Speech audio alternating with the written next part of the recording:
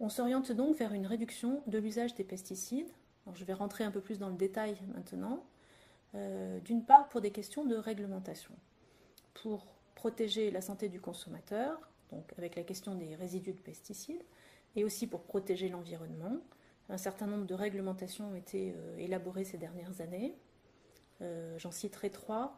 Le programme REACH, le programme européen qui date de 2007 et qui a rendu obligatoire la réhomologation de toutes les molécules chimiques, donc utilisées dans les produits phytosanitaires. Or, cette homologation doit être faite produit par produit, mais aussi espèce par espèce. Or, les fruits et les légumes représentent des petits marchés pour les firmes phytosanitaires et un assez grand nombre de molécules n'ont pas été réhomologuées sur les légumes, pour des questions purement économiques.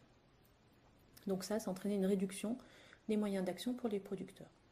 Le deuxième exemple, c'est l'interdiction du bromure de méthyle en 2005 pour des questions environnementales, puisque le bromure de méthyle contribuait à la réduction de la couche d'ozone. Et il a été interdit progressivement. En France, interdit en 2005.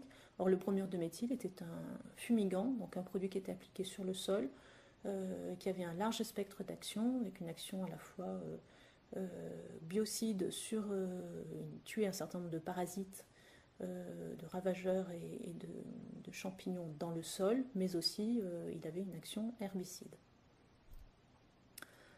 Enfin, troisième exemple, c'est les nématicides, qui sont des molécules chimiques qui permettent de tuer les nématodes phytophages, donc qui ont une action négative sur la croissance des plantes. De nombreux nématicides ont été interdits. Donc le bromure de méthyle faisait partie des produits qui avaient une action nématicide, mais d'autres molécules comme le dichloropropène ou la chloropicrine ont des actions plus spécifiquement nématicides et ont été interdites.